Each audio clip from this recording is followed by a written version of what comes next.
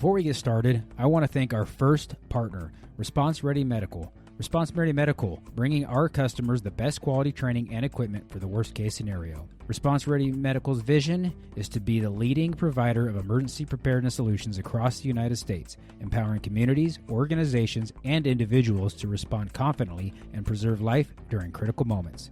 Offering same-day certification, all Response Ready Medical classes are instructed by nationally registered and state-licensed firefighter, paramedics, law enforcement officers, and hospital staff. Classes currently being offered by Response Ready Medical include CPR and AED, CPR, AED, and first aid, emergency trauma care, child and babysitting safety, CABS, backcountry medicine, and wilderness first aid. Your premium partner in emergency preparedness, Response Ready Medical.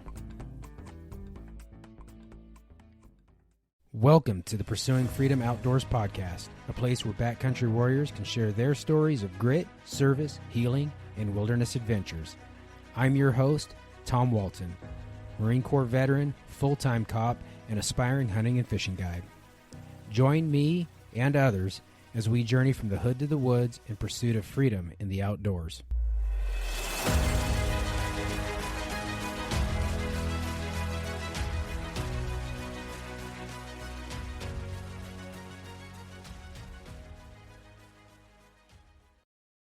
All right, everybody. Tom here from Pursuing Freedom Outdoors podcast.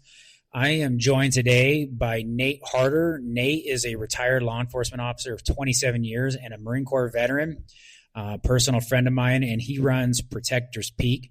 He asked me not to get too much into his bio, so we will just jump right into talking to Nate, but he's probably going to share some of his bio because I'm going to ask him some questions. So, Nate, welcome. Thank you for joining me on the show today.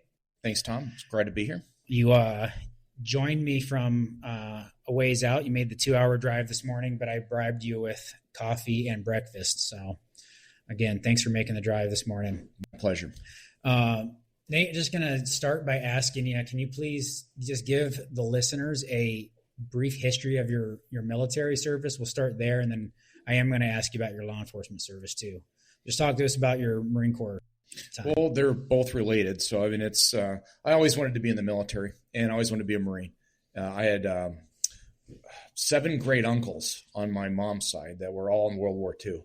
And every one of them was a Marine. It was pretty neat. But so I always wanted to be a Marine. And, so I wanted to play hockey in college too. So I didn't enlist just right on a height. Well, I did, but as far as I didn't want to go active duty at first. So I enlisted for 6 years in the reserves.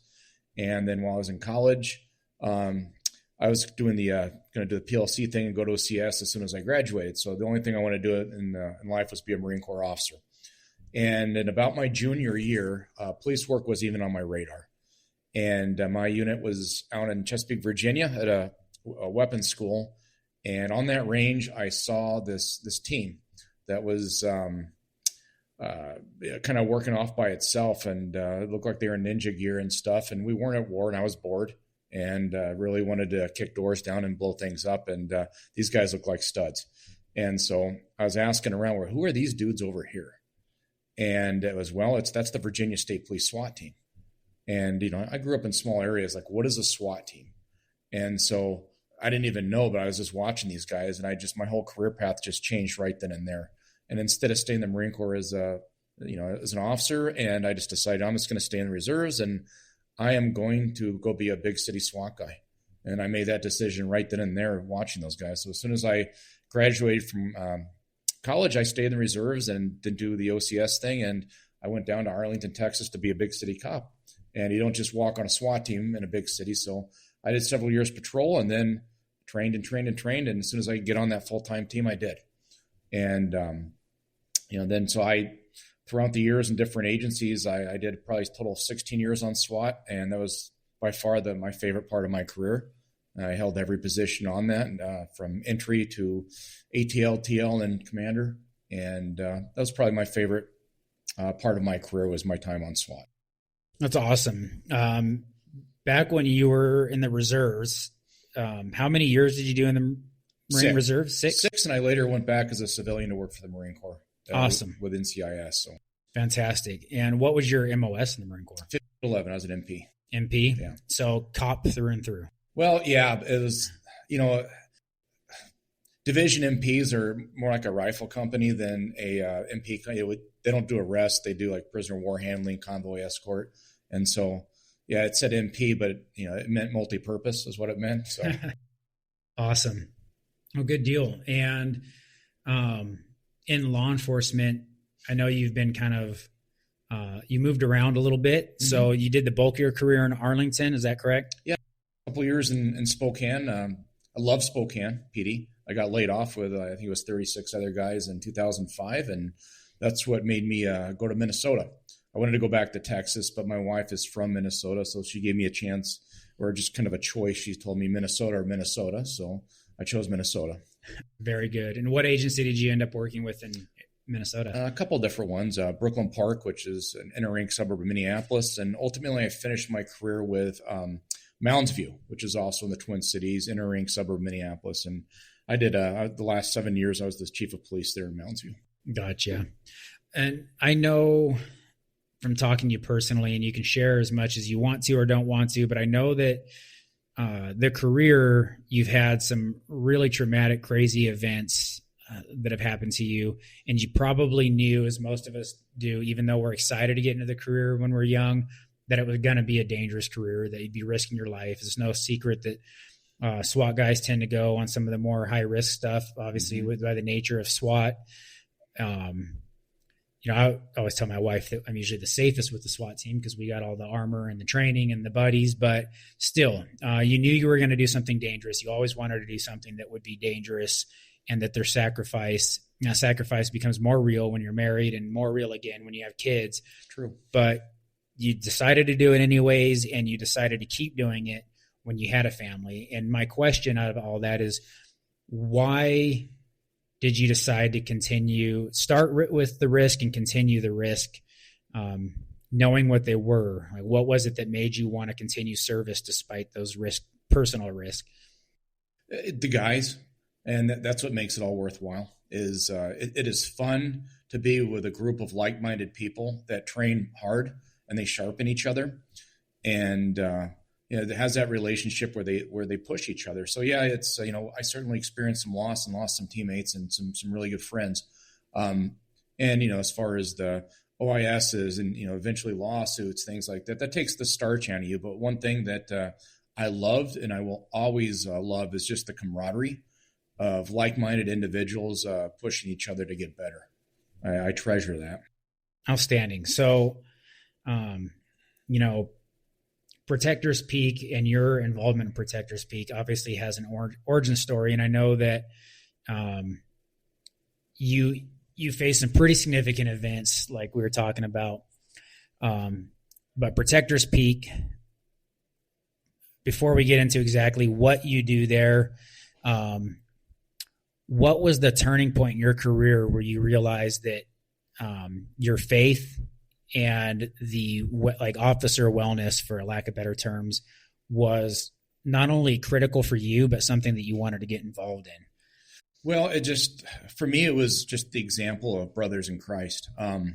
After going through some different things, God blessed me so much to actually live the verse Proverbs 27:17. As iron sharpens iron, so one man sharpens another. I had a buddy who was he was a godly man. He walked the walk. He wasn't just a guy that throw punches you with scripture. You could point to his life and say, I want to be like that. And what that thing that he had was Jesus Christ.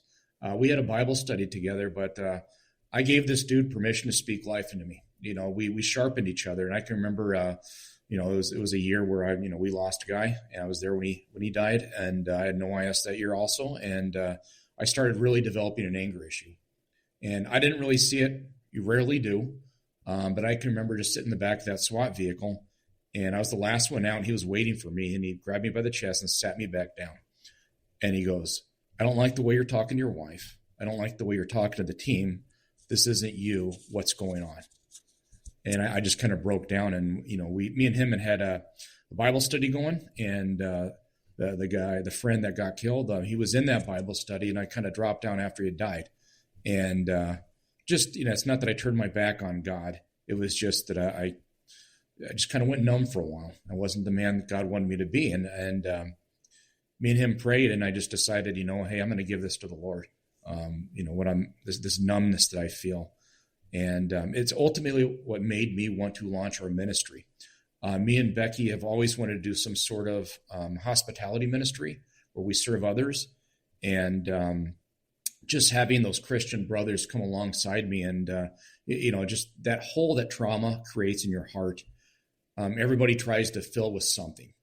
And you can either fill that with booze, women, a lot of different things, but that hole can only be filled with Jesus Christ. And I knew that, and I saw that, and I've lived it. And I really wanted to combine that hospitality ministry with a place that reaches the warriors, that reaches the meat eaters of your agencies and stuff who, they need help. And, it's great. Peer support's great. Therapy, all that is great. There's a lot of different treatments out there, but once again, I do feel like we tiptoe around. Is it a mental health issue? Is it or is it a spiritual health issue? And we tiptoe around this all the time, where it's we want to do all sort of different self-help, anything like that, but we don't talk about our faith.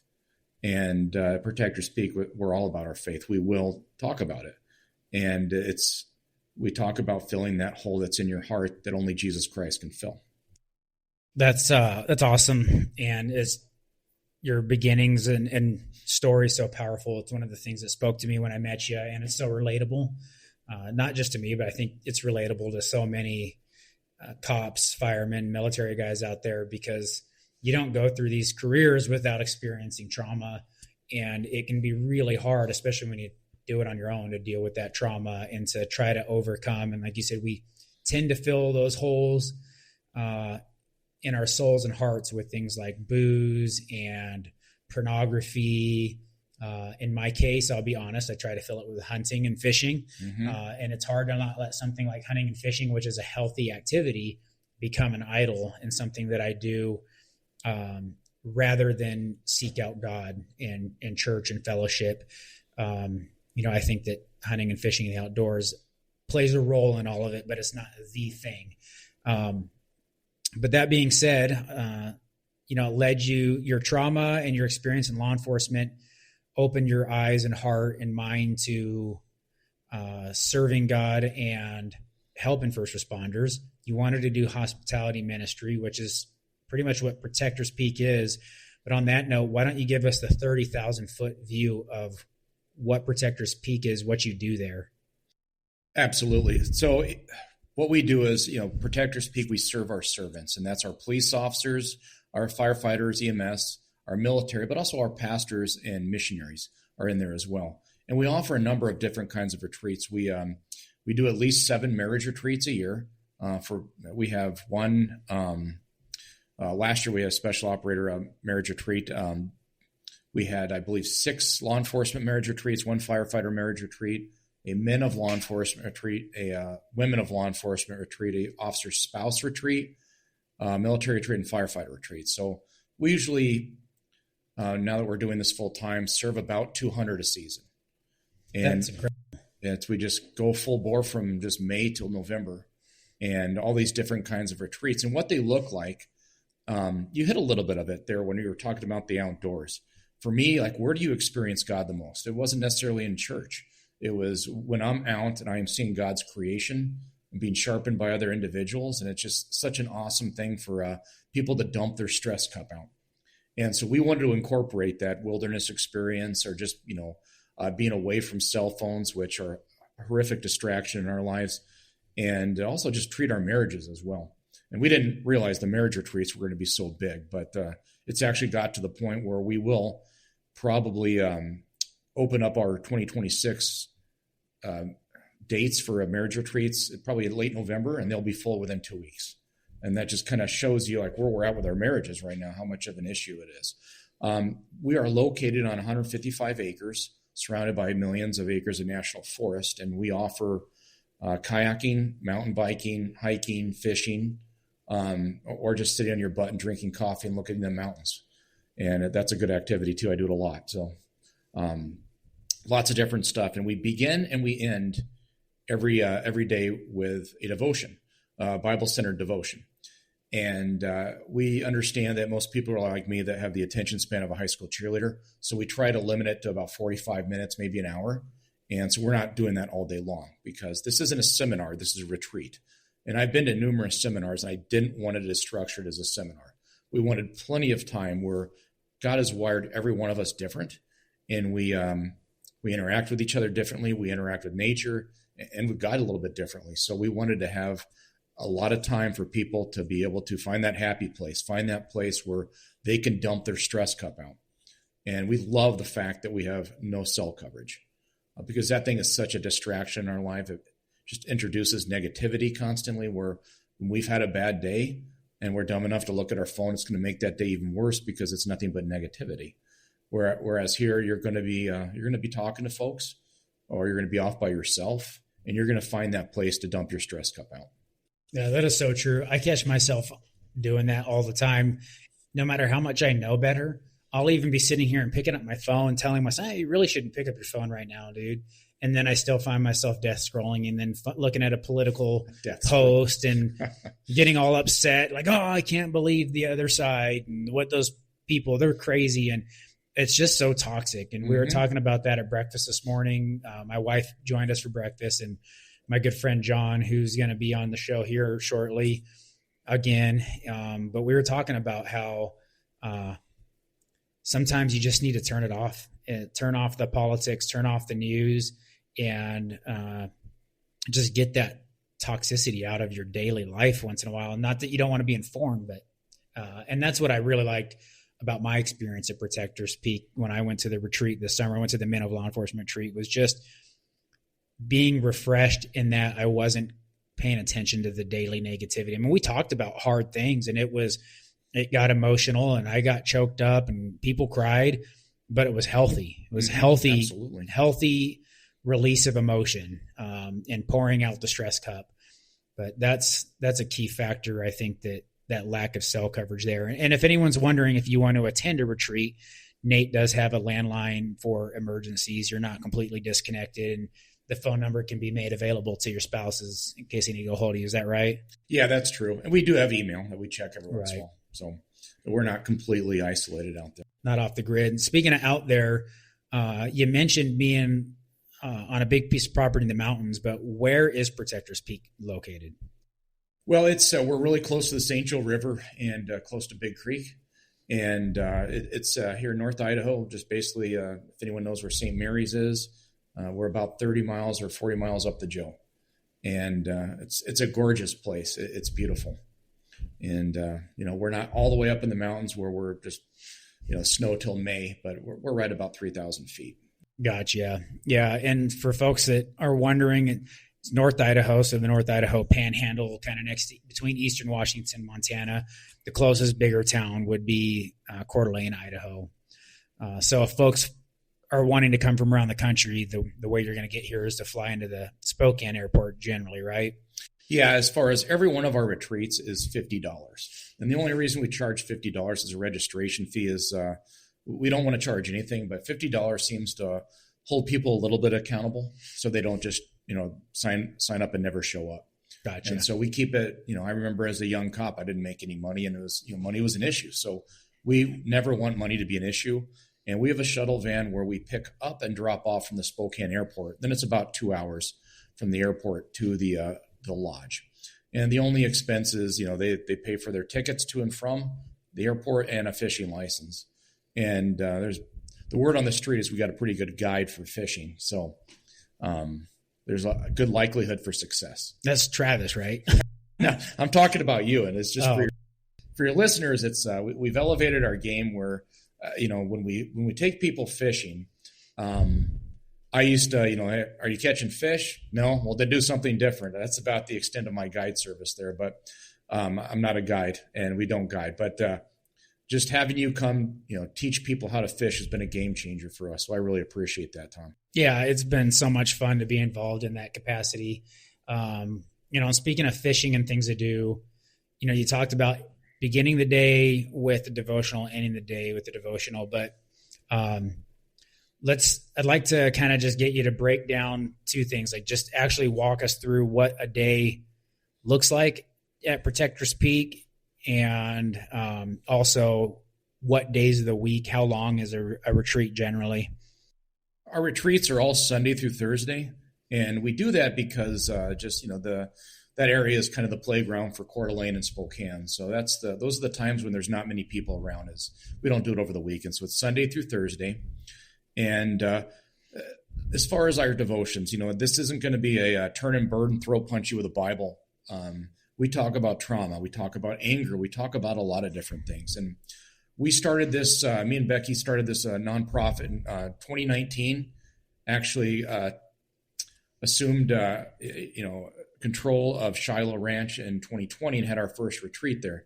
But one of the things I've really found in 5 seasons, this is our 3rd full time here, but I have found that the majority of these guys in service occupations don't have like what I would call like a best friend who's an accountability partner.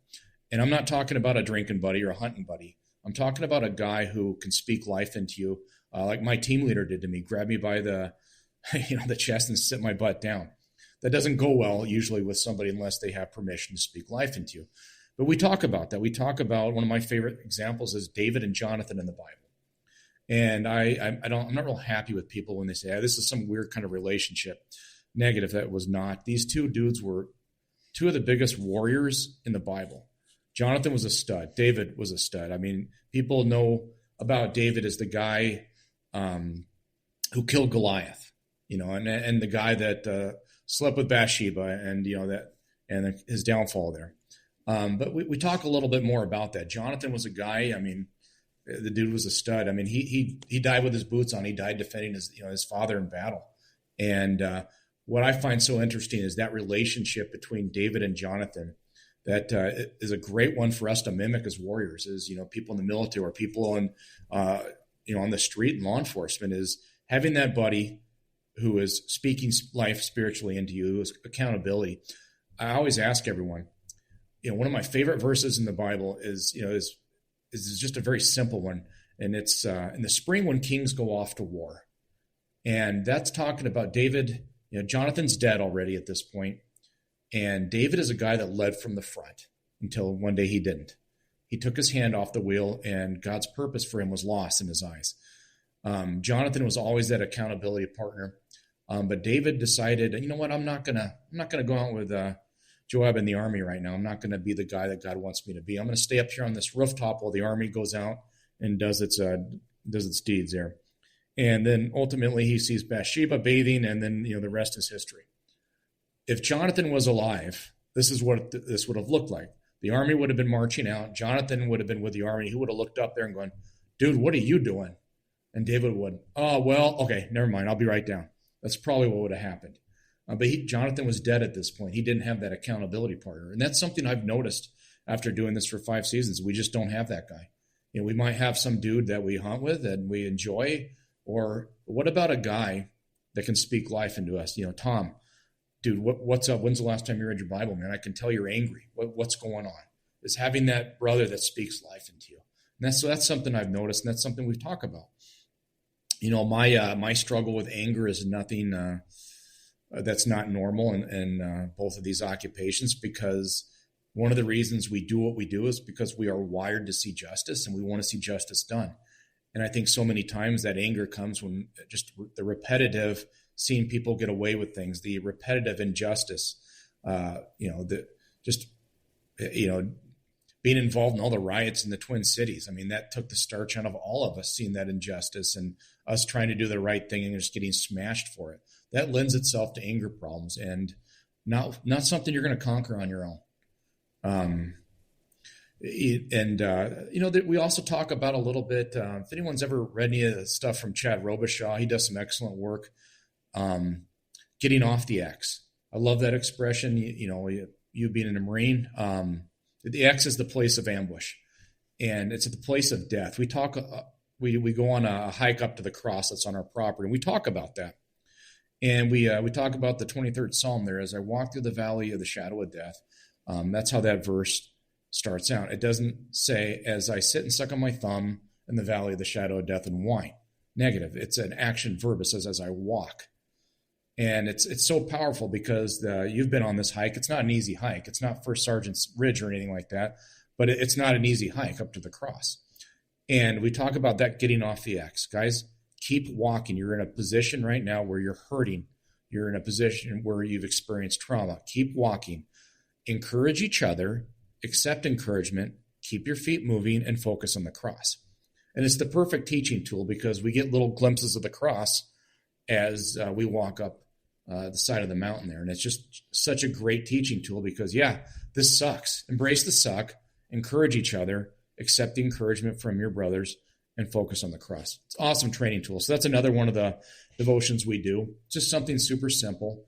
And that's a hike on the property, right? Yeah, that's correct. It's about a 2.5 mile loop that we never do leave the property. And then there's others. I mean, we have a lot of different facilitators come in. Like, I don't speak to the firefighters. I bring firefighters in to do that. I speak to the cops.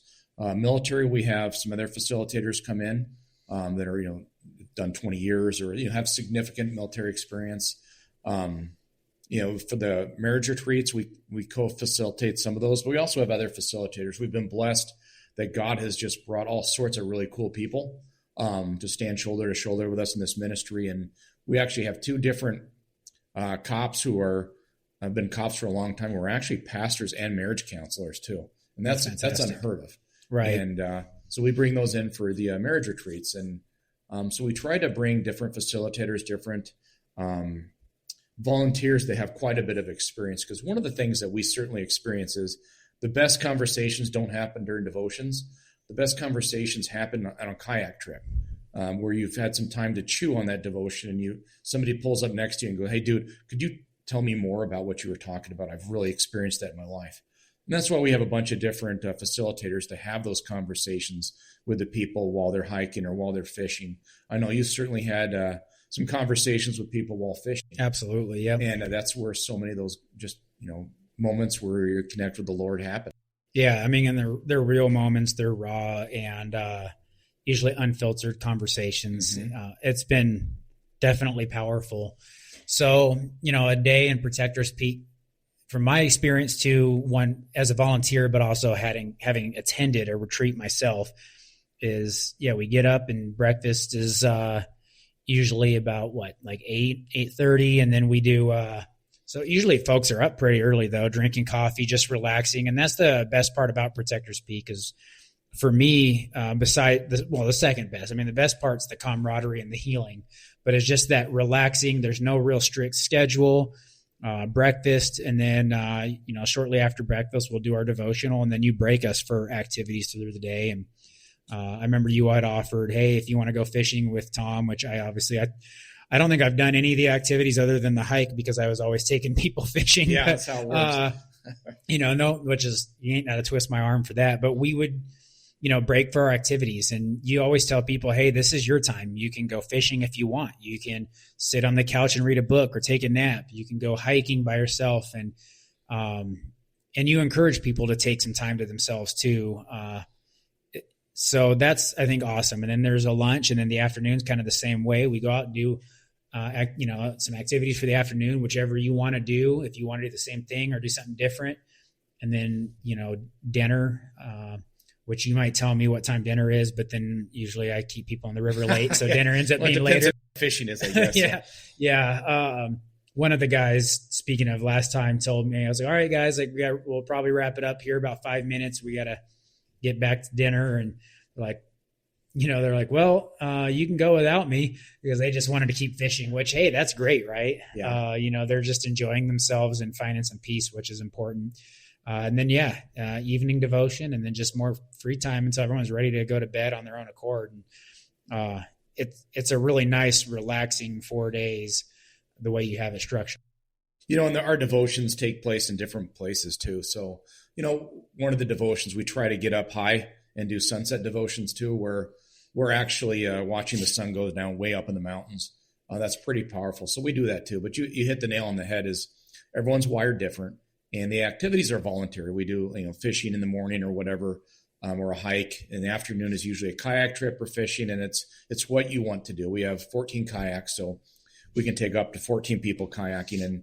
And sometimes we get all 14, sometimes we have people off doing it themselves. And, the thing is God's going to reach you where you're at, and he knows what you need. I don't. And we just leave room for Jesus to work on hearts. And, there isn't anything special about me. There isn't anything special about what I say. Just my whole purpose is to kind of like be like the disciple Andrew. There's not a lot of Andrew in the Bible, but every time Andrew is mentioned, he is bringing someone to Jesus. And that's all I want to do is just these hurting men and women, just show them Jesus, be a servant to them. And I have to admit, I get a little bit of pleasure in watching all these alphas and all these servants be served because they're uncomfortable. It starts in the van. First of all, they're surrendering a little bit of control just coming out to Idaho, because that's a big deal for a control freak. Second is letting me drive, because every one of these type A's want to be driving instead of me. So that's kind of fun to watch. And then the last one is just fun for me to cook for them. Or, we also bring in other cooks who are a lot better than me, and also just pouring. Pretty coffee. Good. I'm just going to throw that out there. I've never had anything that you cooked at a camp that I didn't like. So, well, we have, I'm junior varsity, but we do bring in the varsity every once in a while. And that's kind of fun to watch, but just pouring people's coffee is a big deal. And they're uncomfortable because these are all men and women that are absolutely used to serving others. And it's uncomfortable for them to sit back and be served. And I just really think there's a lack of servant leadership right now in the church. And it's one of those things we want to, instead of complain about it, do something about it and be the hands and feet of Jesus, serve people. And, don't preach down to somebody. Don't try to get them out of the ditch that they're in. Get down in there with the ditch and be the hands and feet of Jesus. And what does that look like? Sometimes it's just, when I talked about just sitting on the porch and drinking coffee and doing nothing, one of my favorite things is ministry of presence. And I think a lot of times we forget about that, especially as believers. We always want to quote scripture. We always want to say something that's super wise, that's really going to help somebody or change their ways. But that ministry of presence, sometimes there are guys and gals that have gone through something so horrendous, there are no words that you're going to say that's going to comfort them. But that ministry of presence where you're just there with them, to suffer with them, maybe drink coffee next to them, and just be there until they're ready to talk. That's a big deal. Absolutely. And something that hearing you talk about that a couple of times now has been helpful for me. I'm on the Pure team on our sheriff's department, so I do spend a lot of time with folks after they've been involved in a critical incident. In fact, we just had a really crazy critical incident just the other day. But I always feel like I need to have the right words, and I'll even ask God, like, come on, I just need some wisdom and the right words to say. And I'm a chatty dude, so my inherent nature is to want to talk it out till it's better. And hearing you talk about the ministry of presence and the why am I talking, the WAIT acronym, it's one of the best acronyms ever made. That's been huge for me. I mean, honestly, it's made me a better podcast interviewer in the few short episodes I've done too, because I don't want to be the one talking. I want my guests to talk. But just sitting there and, shoot, with one of my buddies that came to the camp or the retreat that I went to, and you know who I'm talking about. I won't mention his name, but he's struggling. We had lost a supervisor on the line of duty this year, Sergeant Gonzalez, and that he was on scene for that, and it affected him greatly. And he's one of my best friends. I wanted to be able to make it better for him. And, we weren't sure if he was absorbing much of the retreat, but he was sitting there silent the majority of the time. And one evening I got the opportunity to we both had kind of walked off by ourselves a little bit. And then somehow he and I came together out on the patio while everyone else was upstairs. And I just decided, I'm like, I don't need to say anything right now. I'm just going to be sitting with my friend. And he ended up starting the conversation. And then the conversation became real powerful. And then I felt like maybe God was putting some words on my heart to help. But what got it started and made it meaningful was the silence in the beginning, right? I didn't have to say anything to have my friend know that I had his back and that I was there for him. So that's been a huge learning point for me too. But Well, and just surrendering that control, because again, we're not the ones that changes somebody's heart. And I'm not the one doing anything out at Protector's Peak. It's Jesus Christ. And I learned this lesson all the time. And me and you talked about it a little bit. And, I don't go into a lot of stories because I could write a book with just what the Lord has done in people's hearts. But those are their stories to tell, not mine. But, I do want to say just some of the lessons I've learned. The Bible is very clear about, it's not your job to sway somebody's heart. It's your job to be faithful and sure, of Jesus. Be the hands and feet of Jesus. God is the one that makes seeds grow, not you. And I can remember a couple of guys from 4 years ago, both of them, kind of lost track of them. We try to stay in touch with everybody and send them different directions for resources afterwards. So it's not a one and done experience. But both these guys, I don't think we clicked a whole lot. Didn't talk a lot. And they're both, I think, in bad places.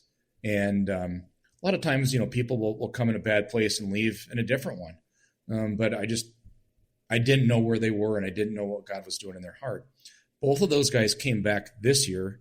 We love our repeat offenders, is what we call them. So, when somebody has come multiple times. So these guys were both repeat offenders. They brought their wives back. And, one of the guys, they're both quiet dudes, but one of them said, well, I really wanted to show my wife where I accepted Christ up on that mountain. And I had no clue he had done that. And you know why? Because it's not about me. It's God that's working on his heart. And he didn't share that, but I thought that was so cool, and it's a lesson learned. The other guy, he was miserable when he was out with us because he had an affair on his wife. His wife had an affair on him. And he didn't accept Christ here, but he told me, 2 weeks later, after I went to Protector's Peak, I accepted Jesus. And then I led my wife to Jesus. We reconciled. We are now Christ followers, went on a missions trip together, and then they were back at the marriage retreat. And, that's powerful, but it was also just God teaching me a lesson. Dude, you're nothing. And I know that already, but as far as it's nothing that I'm going to say.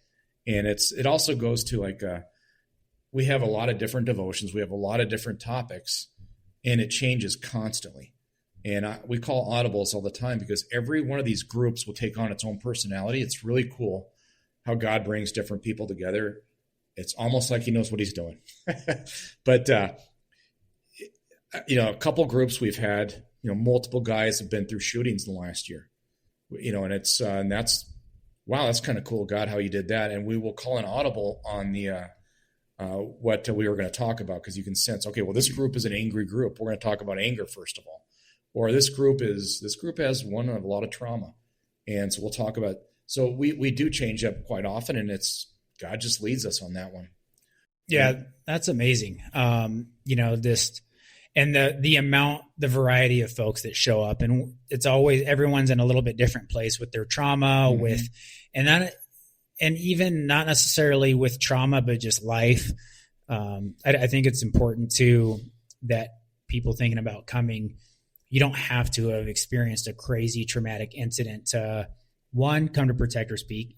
This is right. This is for a place for law enforcement, firefighters, military, veterans to come and find rest. And even if you haven't been through a recent traumatic event, chances are you're a little bit worn out from your career, whether you've been a cop for 1 year or 20 years, it takes a toll.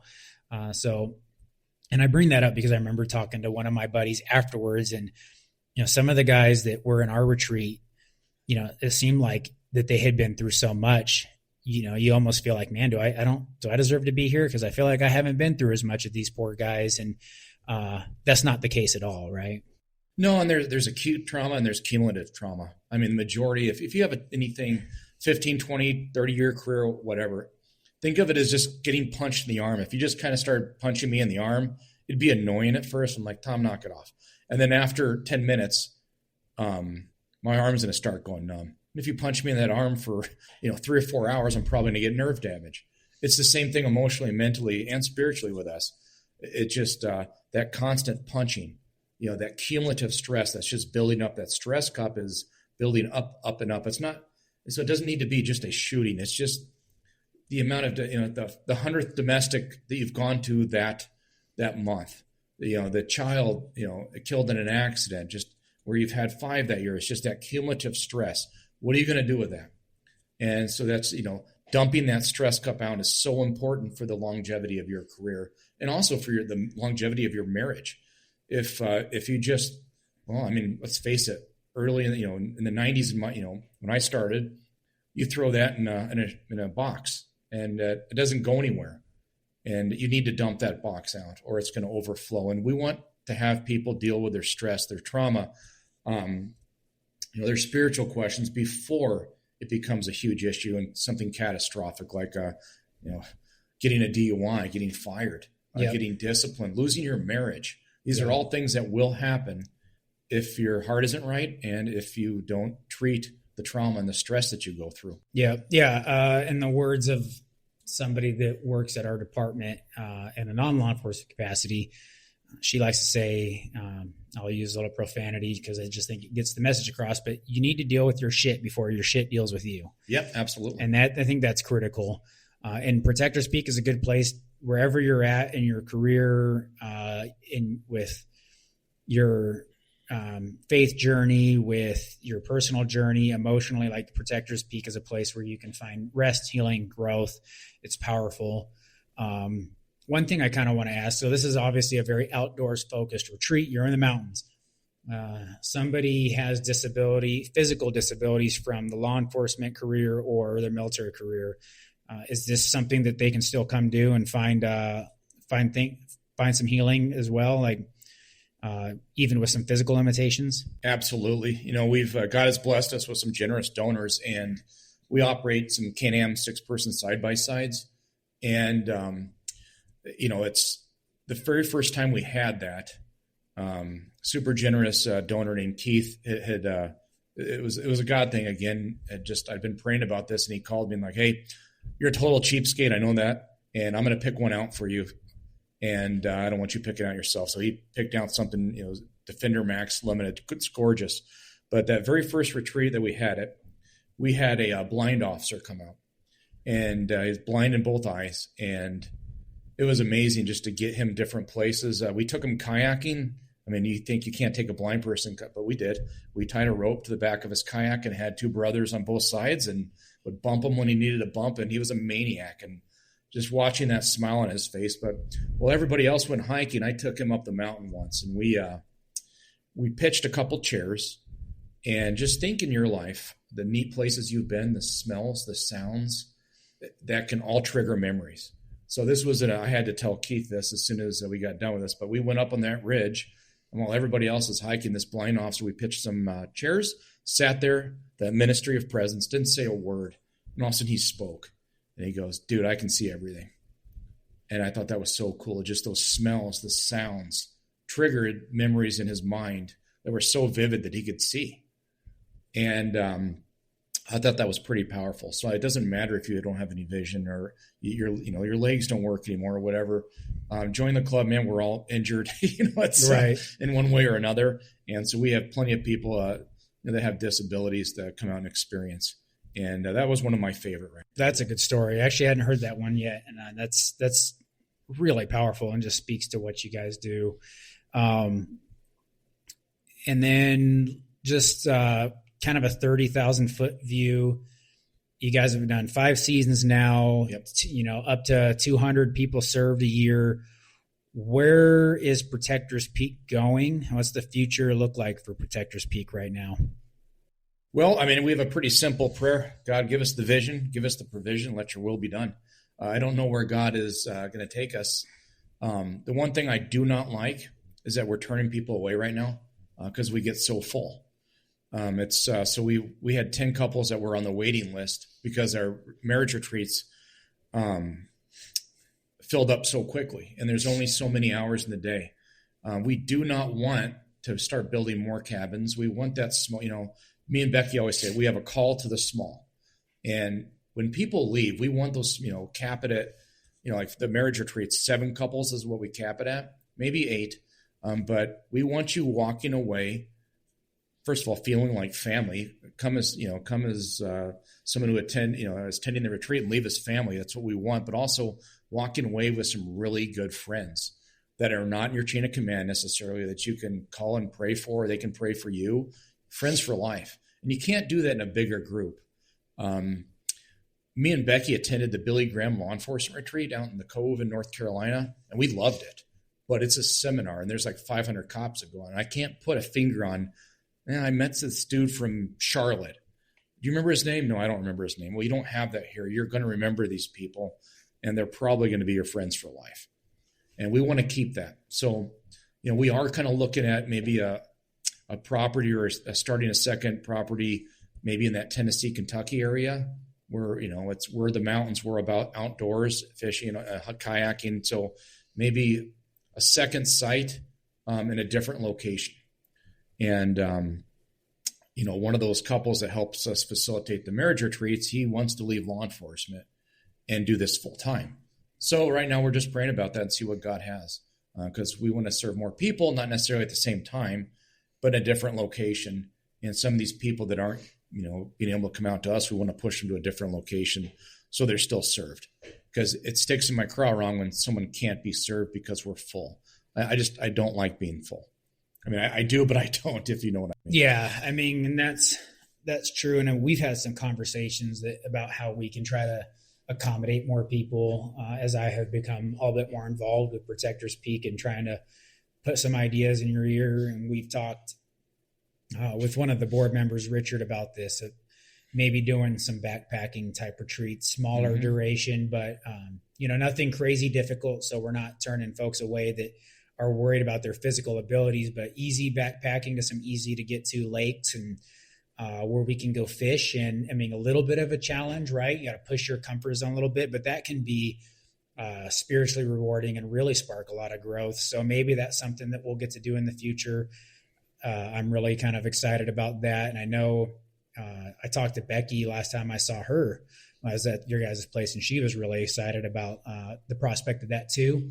And then we have my buddy John, he's sitting here in the room listening to this podcast because he's up next. But everybody knows John. He's actually, I'll give him a little credit. He's my most listened to podcast episode so far.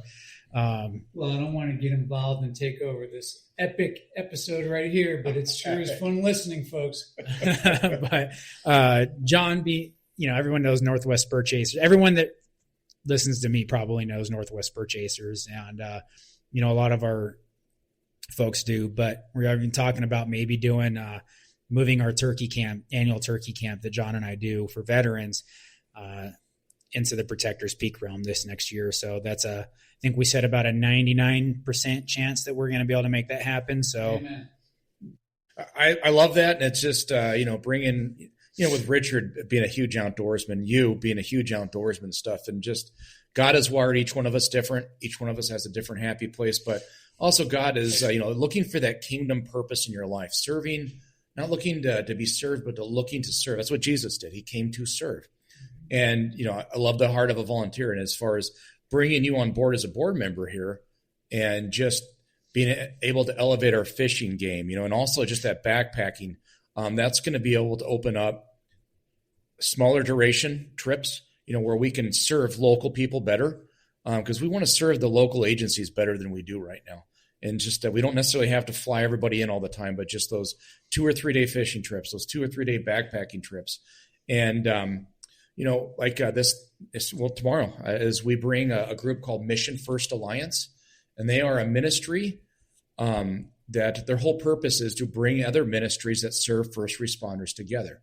Because one thing that I love about them that also sticks in my craw wrong is ministries compete. And we should never be competing. And we are all working to push people to the kingdom. And we all want to be the hands and feet of Jesus. And I'm not competing with them. It's like a football game. Sometimes you block. Sometimes you're carrying the ball. Sometimes you are on the sidelines cheering, but you are moving the ball for the kingdom. It's what we should be pointing people to Jesus and not competing. So that's an amazing group because it's national. And so when we have somebody, say from Ohio, come out and they accept Jesus, they want to change their life, and they're going to go back to Columbus now, or well, what church do I get in? We have people there and other places throughout the U.S. that can meet with them and have coffee and for whatever ministry they're in and point them to a different church. Because now, hey, you need to be discipled. You need to grow. You need to find a church where you can be sharpened. You need to find some friends, and they help us with that.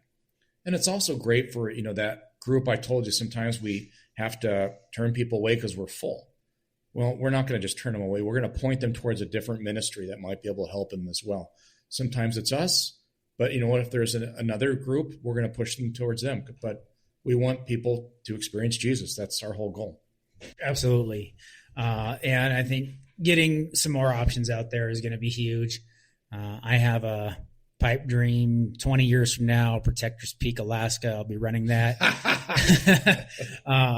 So, those law enforcement and firemen up in Alaska, we want to show them some love too. And I really want to live in Alaska at some point, but long-term goals. But in the meantime, I really appreciate the opportunity personally to become involved in Protectors Peak. The experience I had as a retreat attendee, let alone a volunteer these last few months in the summer, have definitely impacted, and I would say it's fair to say changed my life. Love it. For the better. And I definitely feel that this is something that's a kingdom purpose that I'm being called to. I'm really enjoying getting to know you and Becky, and it's just been beautiful. My wife wants to get involved, and that's amazing. Anything I can do with her is God given for sure, because she's one of the best miracles of my life. But yeah, and I've seen and heard of lives being changed all for the better. Lives, I think it's fair to say, being saved at Protectors Peak, and because of the work that God is doing there, that God is doing through you. And I want to see more folks show up to Protectors Peak. I've made it a big push in my agency, and I think we're going to definitely be seeing a lot of my coworkers go, but I don't want to hog it all up. I want people from around the country to continue to go, because it's fun to meet people from around the country, and it's fun to meet people you don't know. And it's amazing how quickly strangers get vulnerable in that setting and share some pretty deep stuff. And that helps everybody to know they're not alone. All that being said, if somebody in Florida, in North Idaho, in California, and Alaska, wherever they are in the country, wherever they are in their life right now, they're listening to this and decide, I really want to go to Protectors Peak, how can they sign up?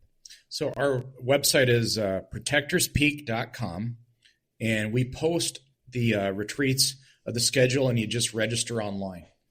And as far as how do we advertise this? It's on our Facebook. It's also on our webpage. But one of the biggest things we do is just target tribal leaders. Like you're one of the ATLs on SWAT. When guys live their faith at work, that's the best advertisement we could ever have. Rank does not equal leadership. I don't go to Chiefs meetings anymore, or because so many guys are box checkers and present Protectors Peak to different IACP or whatever. We don't do that anymore, just because I've learned lessons. Is we our best advertising is the SWAT sergeant who everybody looks to, the Academy firearms instructor who leads by example, the street monster, the dude that's getting dope and guns every day. When he says, when people look at him and what's different about that guy? And it's Jesus Christ. Why is he the way he is? And when somebody like that is changing their life, they're living for the Lord, they're the best cop out there, that points people to Jesus. And when he says, or she says hey, go to Protectors Peak, that's what we want, because it means something when they're living their faith, and they're living their faith in their work, and they recommend something. It holds some weight with people. And, I think one agency that's just kind of, you look at it, it's just kind of in the toilet right now is Minneapolis PD. But I tell you what, why. Yeah, weird, huh? There is revival going on in Minneapolis PD right now. And I'm not gonna say his name, but the dude, he's been out here a couple of times, and he's one of their SWAT sergeants, but the dude is a street monster. He's, chasing bad guys, kicking doors. He's still doing the job. Why? Not for the clowns around him in Minneapolis, but for his brothers and sisters. And he firmly believes and do everything as unto the Lord. He's working for God.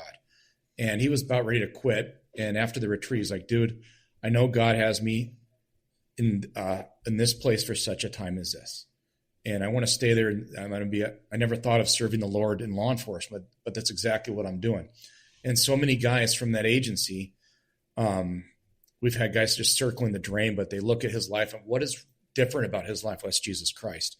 And his testimony has brought people out here and just transforms lives. So I love seeing that. And that's our whole goal. That's fantastic. Is to have somebody return to their agency, it'd be that lighthouse. And then if people are attracted to that, it's not do as I say, not as I do. It's living your life as an example and pointing people to Jesus Christ. I think that's fantastic. And I love to hear the good news from back east. I think that's important everywhere. And law enforcement has gone through some tumultuous, I said that horribly, tumultuous. I know what you mean. Turmoil. Bad things. Turmoily times. But yeah, no, it's important. And I think it's great for anybody that's not a cop that might be listening to hear that cops are human. We have struggles, but at our core, cops like the one you just talked about are out there serving because they still believe in their communities worth serving, worth protecting. And I think that you're going to get a higher quality police officer when they do it in the name of God. Absolutely. But the last thing here as we close out, Nate, is this can't happen without support. Obviously, there's a lot of support coming from God, and he's provided a ton lately where you guys have grown. It's just been, it's an amazing story, amazing history. I'm sure we're going to have you back on again. We'll even get more into the history of where you're at Shiloh Ranch, but it can't happen without support, and it can't help, with people. People are an important part of this. So if somebody wants to support Protectors Peak, they want to help the mission, what are some ways they can do that? Well, biggest thing is prayer. And, people poo-poo prayer, but prayer is powerful. I once during the riots, the second round of riots we had in the Twin Cities there, had a group of old ladies come up to me and ask me like, well, what can we do? We can't do anything. I'm like, negative. You're lionesses. They were absolute prayer lionesses, and prayer changes the world. Prayer changes things. So we would covet your prayer. So please pray for us. We do accept donations online. We're a 501c3, and it's for the amount of programming we have as well as everything. We have to raise about $150 a year, not dollars, but thousand. So it's originally when we first started, and we had $0 raised, none. And me and Becky had used our own money for just even the articles of incorporation, the attorney, and all that. But we just felt God pushing us so much, and He's just brought us to a place of abundance. So, we are getting donations. We have, churches sponsoring us. That's a huge thing. So many guys and gals have walked away from church because they went to church and got some social justice crap and didn't want to return anymore. But, that's a way for churches to support. Hey, if you have cops, send them our way. Sponsor them. Sponsor the ministry financially. And or just if anyone knows someone that's in a position to give, we would certainly appreciate that. That's fantastic. And I'm going to put a personal call out there. Anybody wants to donate a drift boat and help me out, it'd help the ministry out a ton. We'll talk more about that someday in the future. But just want to put that out there. Looking for a drift boat for Protectors Peak. But yeah, Nate, fantastic. 3 drift boats, John says. John is calling for 3 drift boats. But it sounds silly. It'd be super helpful, especially when we talk about disabilities. But anyways, Nate, thank you so much for your time, brother. We'll go ahead and close this out. I think this is a great listen, and I'm really excited to get people out there hearing the good news, hearing what we're doing at Protectors Peak, what you're doing, what God's doing. Thank you so much for the time, brother. Well, thanks, brother. And thank you so much for what you do and for being a part of this. I can't wait to see what God has in store. Absolute honor. All right, everybody. Until next time, we'll see you out there. Go pursue freedom in the outdoors or something like that. Thanks again. And if this resonates with you, I want to welcome you to the tribe and encourage you to share this podcast with your friends. Hit subscribe and follow us on Instagram at Pursuing Freedom Outdoors. And if you or someone you know has a great story about life or the wilderness, I want to share it. You can shoot me a message on Instagram or email me with all inquiries and questions at thomas@pursuingfreedomoutdoors.com. That's Thomas, THOMAS, at pursuingfreedomoutdoors.com. Until next time, Get out there, get after it, and pursue freedom in the outdoors.